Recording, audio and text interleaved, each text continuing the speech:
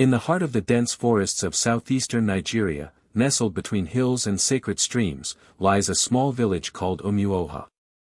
Isolated from the bustling cities and untouched by modern infrastructure, Umuoha remains a stronghold of tradition. In this village, the boundary between the living and the dead is not a wall, it is a door. A door that creaks open during rituals, festivals, and in moments of deep desperation. Here, ancestral spirits are not tales of the past. They are real, vivid, and active presences that watch over the living, intervene in times of crisis, and sometimes, call their descendants home. The people of Umuoha believe that the dead never truly die, they merely step into the world of the spirits, where they continue to observe, judge, and occasionally, return. In this deeply spiritual place, a woman named Ndidi collapsed one humid afternoon during a yam festival. Her breath ceased. Her eyes turned vacant. The local nurse declared her dead. But her family refused to believe it was the end. Instead of preparing her body for burial, they turned to Eze Mokolo, the most respected diviner and ancestral medium in the region. They believed something had gone wrong, that her spirit was trapped or taken before its time. And so began a forbidden ritual, a summoning of ancestral spirits. Not to mourn her death, but to call her back from it. This is not just a story of a woman who came back to life. This is a tale of faith, fear, tradition, and the thin veil that separates the world of the living from the realm of the ancestors. The sun hung heavy above Umuoha, casting golden light on the fields where yam tendrils coiled like sleeping snakes across dark, fertile soil. It was the Irig festival, the traditional New Yam festival, a celebration of harvest, family, and above all, honoring the spirits of the ancestors who made abundance possible. The village square bustled with music, laughter, and the rhythmic pounding of drums that seemed to echo from the earth itself. Children ran barefoot, faces streaked with chalk and laughter, while women, wrapped in brilliantly patterned wrappers, balanced clay pots and roasted yams over open flames. Men poured palm wine under the shade of ancient iroko trees, sharing stories of yesteryears and boasting of whose yam tubers grew the biggest. In the center of it all stood Ndidi, a tall woman with quiet beauty and a gaze that could calm storms. She was known in Umuoha not only for her wisdom but also for her healing hands. Though not a priestess, people often said she had, a sacredness within. Ndidi had spent the entire morning preparing offerings. She had risen before dawn, bathed in river water drawn from the sacred stream of Nnimiri, and spoken her prayers in hushed tones to the ancestors whose clay-faced effigies sat under the family shrine. She felt something stirring within her chest that morning, an uneasiness. But she dismissed it, believing it to be the nerves of festival duty. As the Igwe, village chief, gave his blessing to begin the ceremonial tasting of the new yam, Ndidi stepped forward with a bowl of pounded yam and bitter leaf soup, ready to offer the first bite to the ancestors at the shrine in the square. Just as her hands lifted the bowl skyward, her legs trembled. A gasp cut through the crowd as Ndidi dropped the bowl. The contents spilled like a dark offering onto the earth. Her eyes rolled back. Her body went rigid. And with a final stagger forward, she collapsed onto the hot, packed soil of the village square. Silence swept over the festival like a cold wind. The drums halted mid-beat. The dancers froze. Children stared, confused. The Igwe called for someone to help. 2 young men rushed forward and turned her over. Her lips were slightly parted. No breath. Her chest no longer rose. Her skin was quickly losing its warmth. Someone screamed. The village nurse, Mama Chica, pushed her way through the gathering crowd, her leather bag swinging against her hip. She knelt beside Ndidi, placed her fingers on her neck, then leaned close to her mouth, waiting. Her brows tightened. "I can't find a pulse," she said softly. A wail erupted from the gathering women. Others began murmuring prayers. One elder whispered, "Tozia, so sudden. She was speaking just now. Within minutes, the square transformed from a place of joy into a place of dread. The sun seemed dimmer. The trees stopped rustling. Even the wind held its breath. Ndidi's family rushed in, her husband Obinna. A large man whose strength never failed him, now reduced to shaking hands and pale silence. Her younger sister Amaka clung to her lifeless hand, whispering her name over and over. Ndidi, it's Amaka. Please, say something. But the silence was unyielding. Mama Chica finally stood and addressed the crowd. She is gone. It happened fast, too fast. Maybe a heart attack. Maybe something else. But I am sorry. Obinna staggered back, gripping his head in disbelief.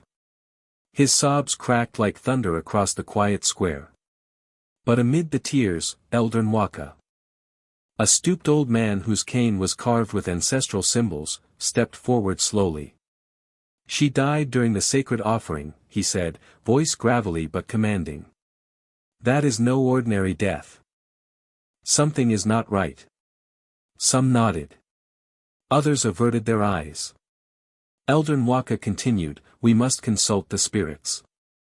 This may not be her time. Her spirit may still linger, caught between worlds. Mama Chica frowned. We must prepare her body, Elder. This is no time for superstitions. But the elder raised a trembling hand. No. Her spirit did not leave with peace. Did you not see her fall during the invocation? We must consult Mwokolo. At the mention of the name, the crowd stirred with unease. Mwokolo was a powerful and mysterious dibia, a spiritual priest who spoke with the ancestors. He lived at the edge of the forest, in a hut surrounded by carved stones, bones, and sacred trees. Some feared him. Others revered him. Obinna looked at Elder Nwaka. You believe she's still, somewhere between life and death? The elder nodded slowly. Yes. And if we do nothing? Her spirit may never find peace. That evening, while others debated and mourned, Obinna and Amaka took matters into their own hands. As darkness fell over Omuoha, they carried Ndidi's body, not to the mortuary, but to the path that led deep into the forest, toward the home of the one man who might defy death itself. The journey had begun, not to bury Ndidi, but to bring her back. The path to Nwokolo's hut was a serpent's trail of red earth winding beneath ancient trees. The forest was sacred, no birds sang there after nightfall. And even hunters avoided it once the sun kissed the horizon. But tonight, two desperate souls ventured in, cradling a lifeless body wrapped in white cloth. Obinna's arms were stiff with fatigue. But he refused to let anyone else carry Ndidi. Amaka walked beside him, her trembling fingers holding a gourd of palm oil, a ritual offering. Neither spoke. The only sounds were the crackling of dry leaves beneath their feet and the distant calls of night creatures who watched them from the shadows. They passed shrines buried in moss, half-buried stones with chalk symbols, and trees marked with cowrie shells and red cloth, signs of old power, untouched by time. Fear clung to them like mist, but they pressed on. Eventually, they reached the clearing. At the center stood a round mud hut, its roof thatched with sacred palm leaves. Bones hung from the eaves like wind chimes, and the air pulsed with energy, not evil, but raw, ancient, and awake. Before Obinna could call out, the wooden door creaked open. There stood Mwokolo. He was tall and wiry, with skin the color of midnight soil and eyes that seemed to flicker like firelight. His beard was long and braided, adorned with tiny charms. Around his neck hung a string of talismans made from stone, bone, and feathers. He said nothing for a moment, only studied the lifeless woman in Obinna's arms. I knew you would come. He finally said, his voice deep and slow, as if echoing from underground. Amaka's voice trembled. Please. Elder, we beg you. She collapsed during the festival. The nurse said she is dead, but the elder believes her spirit was taken too soon. Nwokolo stepped aside and gestured silently for them to enter. The air within the hut was heavy with the scent of burning herbs and ancient incense. Masks lined the walls, some smiling, some snarling, and strange artifacts hung from the ceiling. A fire crackled at the center, casting dancing shadows on the clay floor. Obinna gently laid Ndidi's body on a woven mat beside the fire. The priest knelt, placing both hands on her chest. He closed his eyes and began to murmur words in a forgotten tongue, a language spoken only by those who walk between the worlds. Smoke began to rise from the fire, swirling unnaturally. It danced around Ndidi's body, forming spirals and shapes like hands reaching out from the flames. Then, Nwokolo spoke. Her body is silent, but her spirit is not far. She was caught mid-right. That is dangerous. A door was open, and she crossed before it was meant. Obinna's voice broke. Can you bring her back? The priest did not answer immediately. He walked to a shelf and retrieved a wooden drum, old and cracked, its skin painted with red ochre symbols. From another shelf, he picked up a bundle of feathers and a jar of black powder. He turned to them solemnly. There is a way, but the ritual is not without cost. I must summon her ancestors. If they are willing, they can guide her spirit back.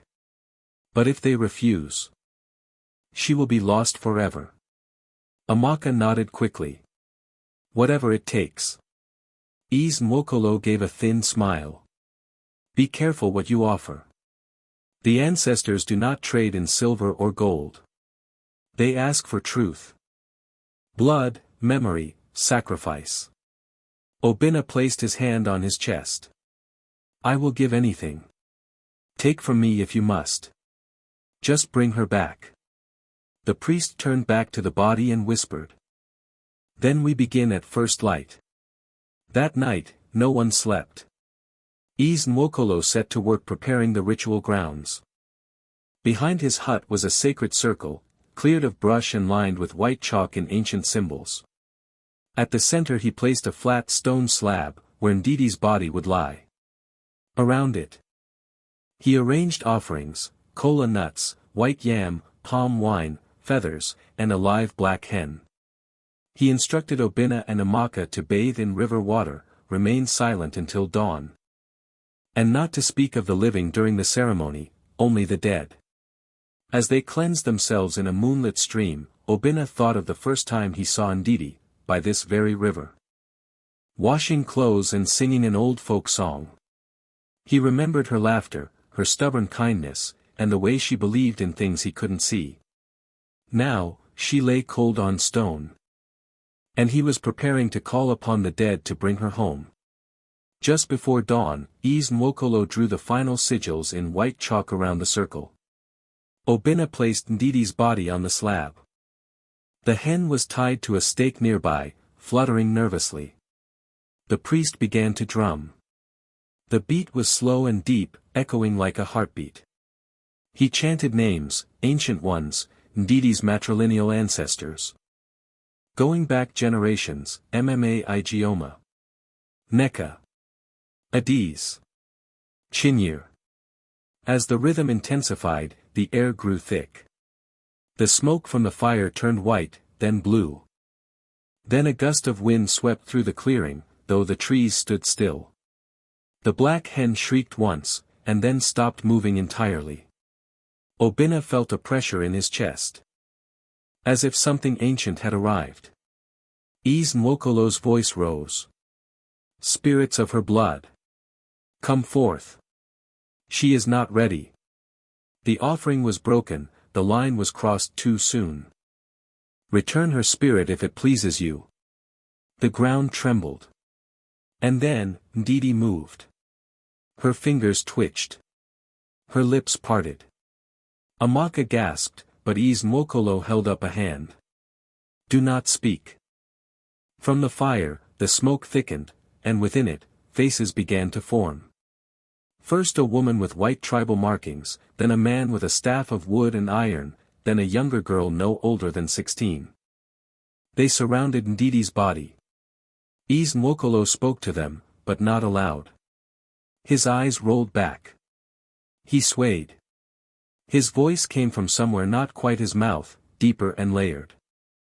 Obinna saw tears running down Amaka's face. The spirit spoke.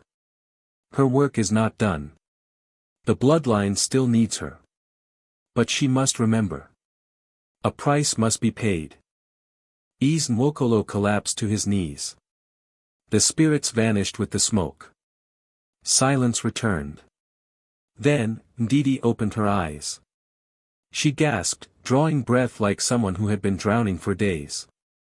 She sat up suddenly, eyes wide, chest heaving. Obinna cried out, rushing forward, but the priest stopped him. Ndidi stared at her hands in confusion. Then, slowly, she looked up, and whispered the words. I saw them, the ancestors.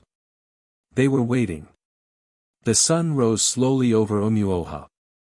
Golden light piercing through the forest canopy and casting long shadows on the sacred circle.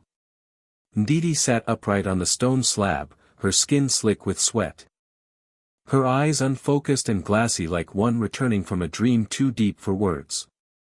Obinna knelt beside her, tears running freely down his cheeks. Ndidi, can you hear me? It's me, Obinna. She blinked, slowly, as though the name had to cross a long distance before reaching her. I was in a place without time, she whispered. Everything was still. But they were there. Watching. Amaka stepped forward carefully. Who was watching, Nne? Who did you see? Ndidi turned her head, moving slowly as if her bones remembered something her body did not. Her voice was low. Hesitant, like one reciting a vision. I was standing on a river that had no water, just light. There were voices around me, but I couldn't see where they came from. Then the faces appeared. One by one. My grandmother, Mma Igioma, she took my hand. Behind her, others stood. I knew them. I had never seen them, but I knew them. Her gaze darkened. And then, the little girl. She held something. A mask. Covered in blood. Nwokolo stirred from where he had been kneeling. His voice was hoarse, as though the spirits had left sand in his throat. What did the girl say to you? Ndidi hesitated. She said, the debt is not paid. You must remember. They brought her inside the hut. She could walk, barely. But her limbs trembled with every step, as though she had returned from a mountain that none of them could see. Nwokolo gave her a bitter black tea brewed from odudu leaves and kola bark. A sacred tonic meant to cleanse the path between the spirit world and the waking mind. As she sipped, her voice became stronger. She showed me something, Ndidi said. A place I didn't recognize at first. But then I saw, a hut burning. And a woman screaming inside it. She was pregnant. No one came to help her. Everyone was afraid. Obinna frowned. That never happened in our family. Did it? Nwokolo said nothing. He moved to a shelf and took down an old gourd sealed with red wax. From it, he pulled a cowrie shell necklace and handed it to Ndidi. She held it and gasped. Flashes filled her mind, the burning hut, the woman crying for mercy, a man holding a torch. And a crowd standing in silence. Her heart pounded. I know this, she whispered. This belonged to her. The woman in the fire. Amaka looked frightened. Ndidi, what are you saying? Nwokolo's face was grave. She is seeing what was hidden. The ancestors have lifted the veil. He turned to Obinna. You must ask the elders. Someone in her bloodline was wronged. A spirit has been waiting for justice. Later that day, with the help of villagers, they carried Ndidi back home. Word had already spread, the woman who died and returned. People lined the path to her compound, whispering, bowing, staring. Some cried tears of joy. Others murmured prayers or crossed themselves in fear. The Igui himself visited her that evening. He brought kola nuts and palm wine, and offered prayers at her family shrine. Your return is a sign, he told her, but also a responsibility. The ancestors do not act without purpose. Ndidi nodded. She had barely eaten, barely spoken. But her eyes never stopped searching, as if still trying to understand what she had brought back with her. That night, as the village slept, she had another dream. She stood once more at the river of light. But this time, she was alone. Then the girl appeared again, barefoot, wearing a white dress, holding the same blood-covered mask.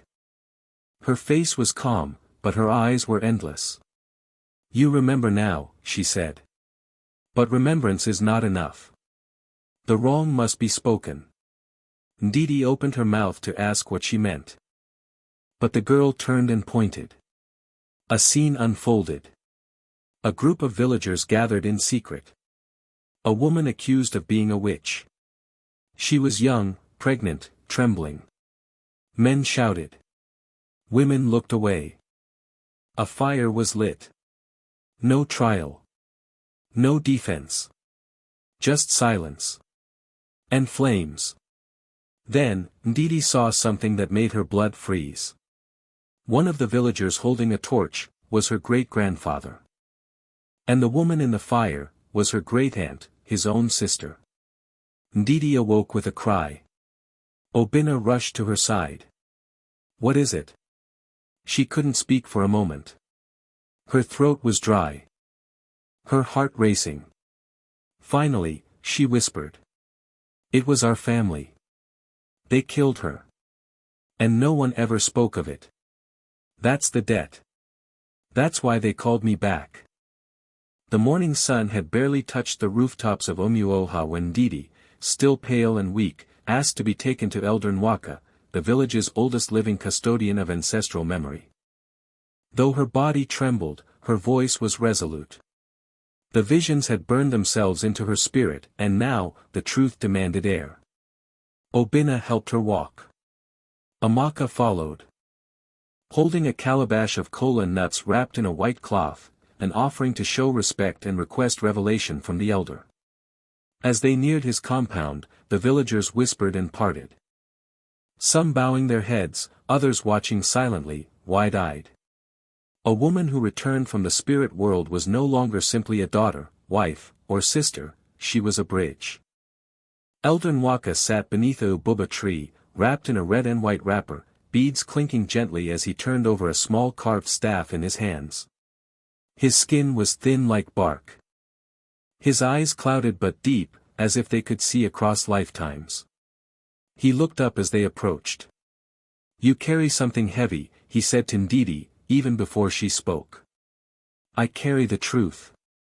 She replied. And I believe you know parts of it.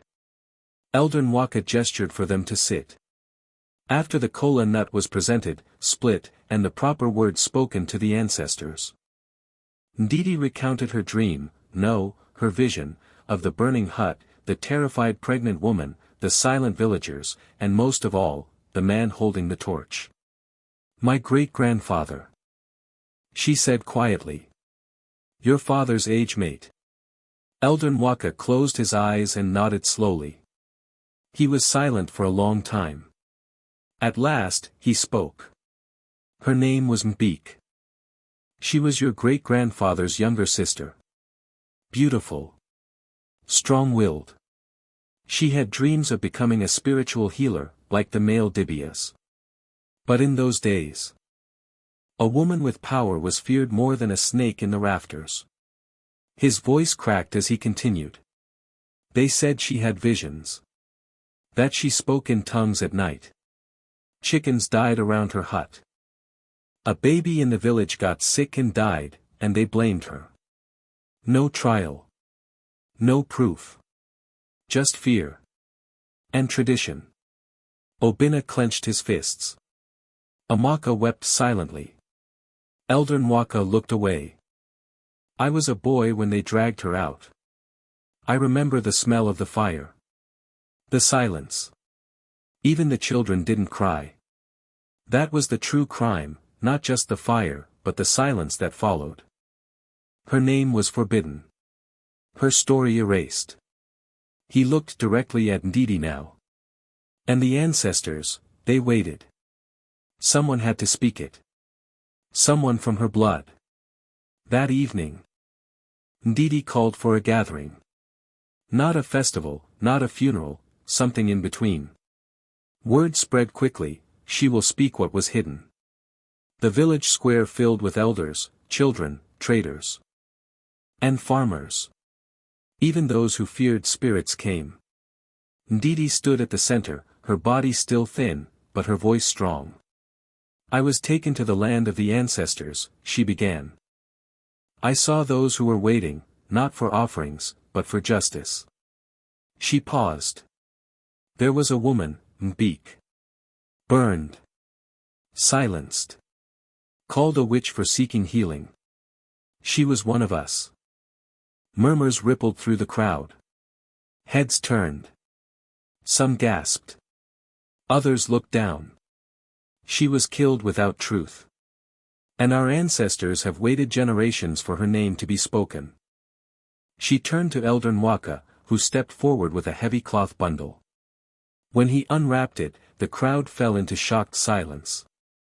Inside was a small carved mask, half-burned. Its painted features charred, but still bearing the delicate tribal marks of a woman once revered. It had been hidden for over 60 years beneath the elder's compound floor.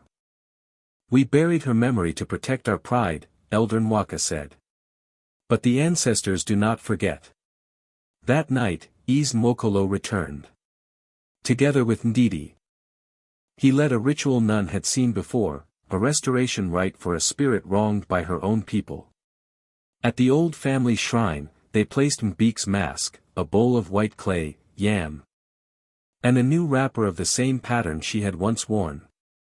Women sang laments in the old tongue. Men poured libations and beat drums in a slow, sorrowful rhythm. Ndidi stood over the flame and spoke to the spirit. Forgive us. Your blood remembers. Your story has returned to the land. A sudden gust of wind blew through the shrine, scattering ashes and flickering the fire. A red butterfly, a rare omen, circled the shrine once, twice, then disappeared into the trees. Nwokolo bowed deeply. She has accepted. In the weeks that followed, Ndidi grew stronger, both in body and in spirit. People from surrounding villages came to visit, to hear the story, and to learn from what had been forgotten. Women who once feared their dreams now came forward, asking to learn the healing ways. Children were told the name Mbik, no longer a curse, but a symbol of injustice faced and healed. The ancestral shrine in Ndidi's compound received a new carving, a woman with arms raised, standing in fire, her eyes unbroken. The line had been restored. Time moved gently in Umuoha. The winds that once carried whispers of fear and superstition now hummed with new songs, songs of healing, truth, and return. Though the memory of Ndidi's death and revival had become a legend told around fires and woven into folktales, it was not the miracle of her return that reshaped the village. It was what followed, the breaking of silence, the cleansing of history, and the naming of the forgotten. And through it all, Ndidi herself had changed. She no longer moved through life as she once had. The world now spoke to her in subtle ways. The rustling of trees in the morning carried voices she could almost understand. Dreams became messages. The cries of infants sometimes echoed with ancestral tones. She could no longer pretend that life and death were two separate things. She had lived in between them. She had stood at the river of light and returned. As weeks passed, people began to seek her, not just for healing herbs or comfort, but for insight, for divination, for connection. They began to call her Mwanyin So, the sacred woman. Even Ease Mwokolo, once the solitary voice of the spirit realm, visited her now not as a master, but as a fellow traveler on the ancestral path. They sat under the same trees, exchanging stories, interpreting dreams, and weaving the sacred back into daily life. One quiet night, as the moon hung full and golden over the shrine, Ndidi sat before the ancestral altar, the clay effigy of Mbik placed beside the older spirits. She lit a small fire, laid out kola nuts, and closed her eyes. "Speak, if you are listening," she whispered. "You waited for so long. Do you walk with me now?" For a time, there was only the crackle of the fire and the hum of night insects. And then, a whisper. Not heard through ears, but through bone and blood. "I am with you. And I am free." Ndidi's eyes filled with tears, not of sorrow, but of something deeper. A burden that had weighed on generations had finally lifted. A woman burned and forgotten had now become a guardian spirit, her voice woven into the lineage she had once been erased from. The following year, during the next IRIG festival, a new ritual was introduced. Before the yam was offered to the ancestors, one name was always spoken first. Tumbik, daughter of fire. Keeper of memory, restorer of balance. Children were taught her story, not as a warning, but as a truth. A reminder that silence can kill, and that justice is an offering more sacred than palm wine. Ndidi led the ritual with steady hands and a calm spirit. Each time she held the yam skyward, she felt the warmth of her ancestors at her back, not only watching, but walking with her. Years passed. Ndidi grew older, but never weaker. She trained others in the ways of the spirit, teaching them to listen, not just to speak. She taught them to honor, not just to fear. And above all, she taught them that sometimes, death is not an ending, but an invitation. To remember. To speak. To restore. When she finally left the world of the living, many years later. During a quiet night under a clear sky, there was no fear, no mourning filled with confusion. Only songs, only drums. Only a quiet celebration of a life that had already passed between worlds and returned. And among the spirits now whispered during rituals, one name was always spoken beside Mbik's. Ndidi, the one who returned. The one who listened. The one who remembered. In modern times, few remember the name of Umuoha beyond its borders. But those who follow the ways of spirits of Africa, in Nigeria, in Ghana, in the diaspora across the world, sometimes tell the story of a woman who died during a ritual and came back bearing truth. Her tale is passed on in sacred groves, whispered in dreams, painted in symbols on drums and shrines. It is a story not just of death and return, but of interrupted justice and restored memory. And as long as that story is told, the ancestors will continue to walk among the living.